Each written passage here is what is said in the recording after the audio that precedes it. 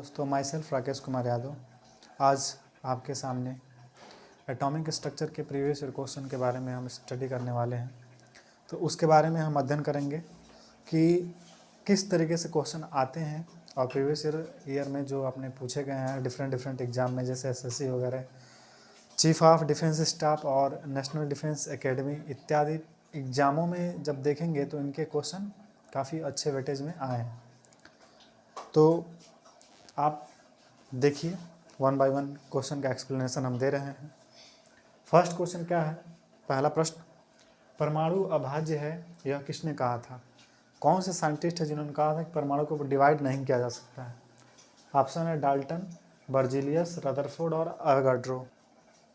तो इसमें जो सही ऑप्शन हो जाएगा डाल्टन। जो डाल्टन नाम के जो साइंटिस्ट थे उन्होंने कहा था कि परमाणु को विभाजित नहीं किया जा सकता है, एटम्स नॉट बी डिवाइडेड।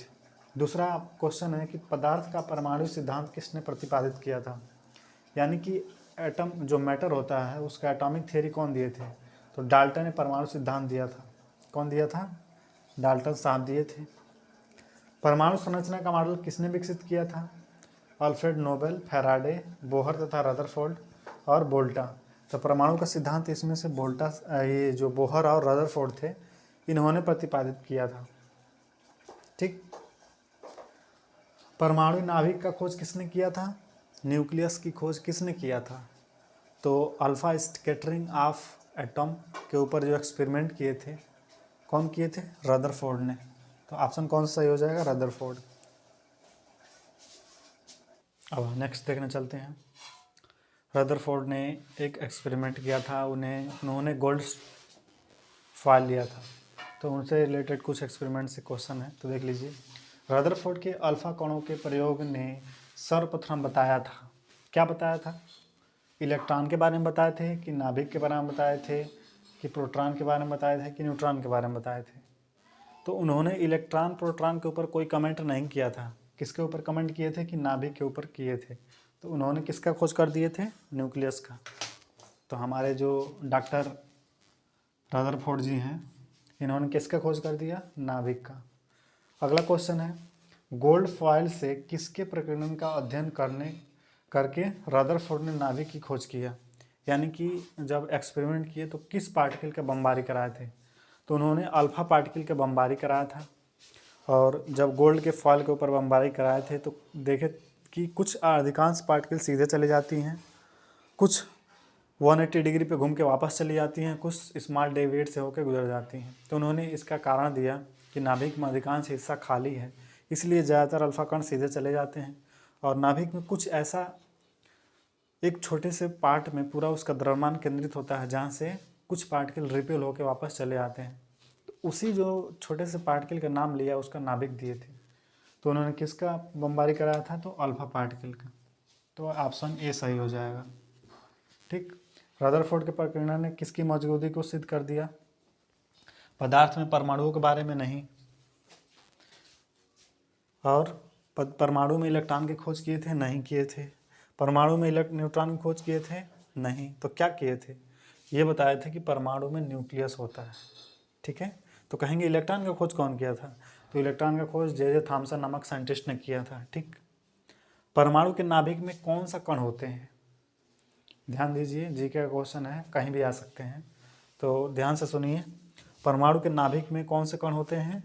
तो प्रोटॉन और न्यूट्रॉन होते हैं। तो ऑप्शन नंबर ए सही है। ओके। अब नेक्स्ट देखने चल रहे हैं। पहला क्वेश्चन है कि वर्ष, नेक्स्ट जो भी नंबर होगा, वर्ष 1897 में सबसे पहले इलेक्ट्रॉन का खोज किसने किया था?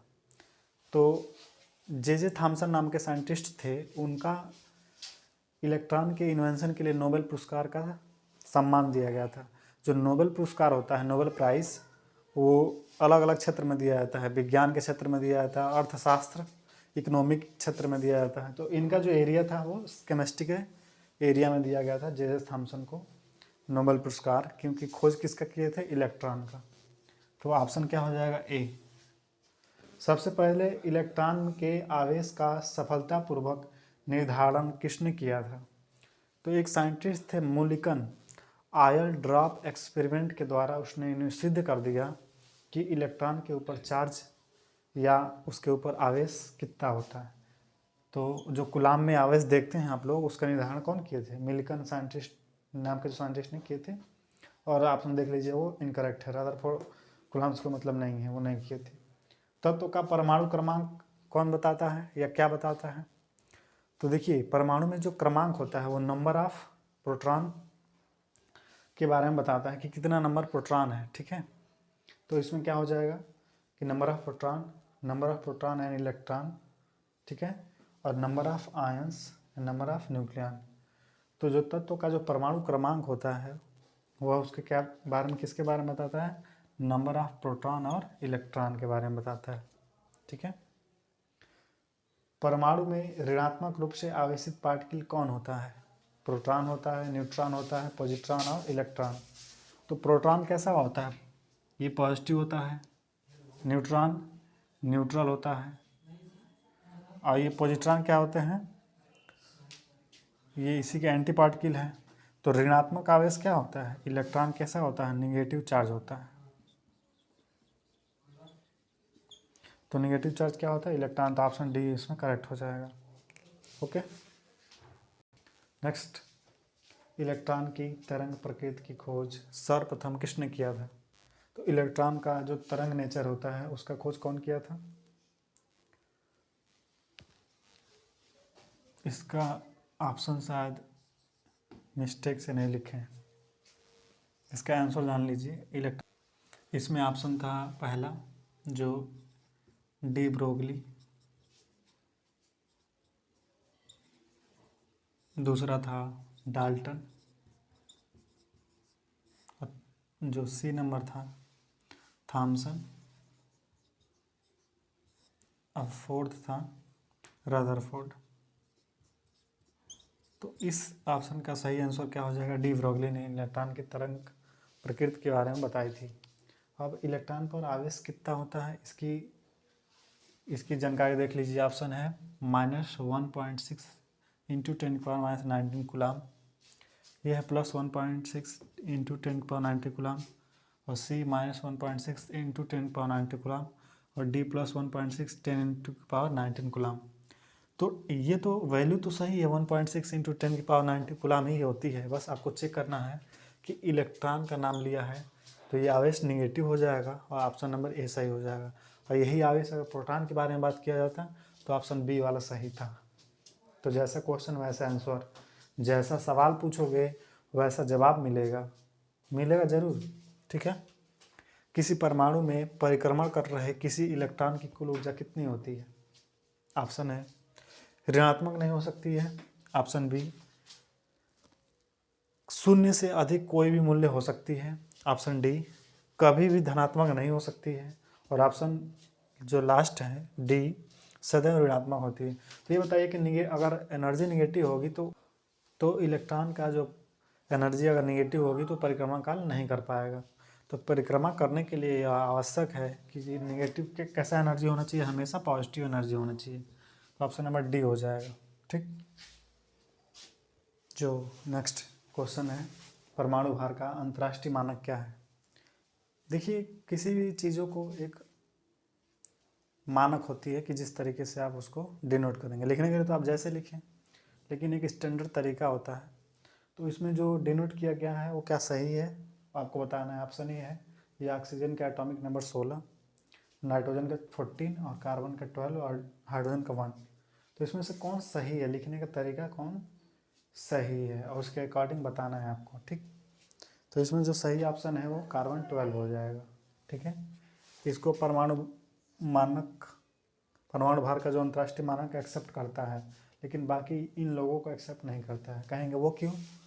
तो देखिए भाई, ये ऑक्सीजन है, कैसा है? गैस है, और ये डाई एटॉमिक है।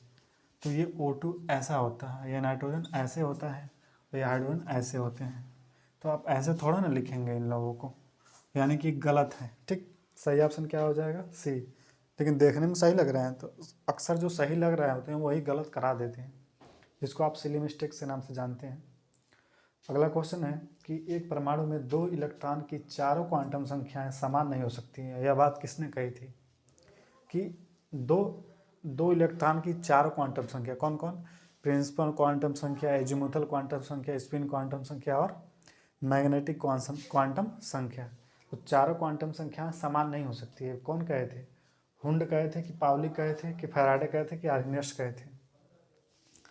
तो ये पाउली ने क्या कहा था कि परमाणु में अधिकतम 2 इलेक्ट्रॉन की पूरी क्वांटम संख्या समान नहीं हो सकती है। अगर 3 क्वांटम संख्या की समान अगर हो जाएगी 2 इलेक्ट्रॉन के लिए तो एक स्पिन अलग हो जाएगी। ठीक। नेक्स्ट, इलेक्ट्रॉन तब तक युग्मित नहीं हो सकते या नहीं होते जब तक कि उनके लिए प्राप्त रिक्त कक्षक समाप्त न हो जाए।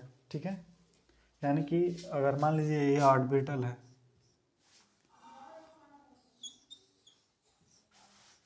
तो ये 1 इलेक्ट्रॉन, ये 2 इलेक्ट्रॉन, 3 है। कहने का मतलब कि जब तक ये रिक्त इसको मिलेगा तब तक ये भरता जाएगा। जब ये नहीं हो कि यहाँ पे ये खाली है और अगला इसमें इलेक्ट्रॉन प्रवेश कर दिया है, इसमें तभी इलेक्ट्रॉन जाएगा जब इसके पहले वाला कक्षक भरे हुए होंगे।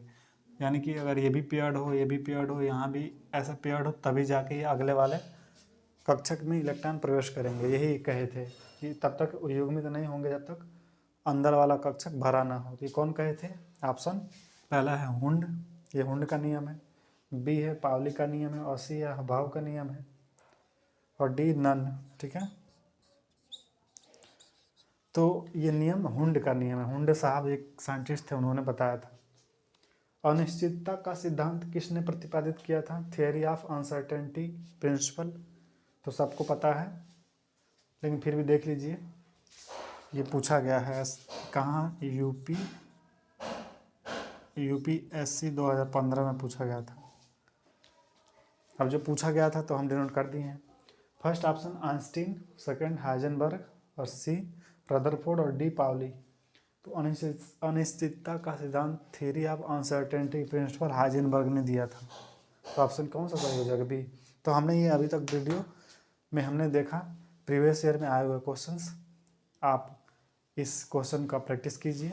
Okay, thank you.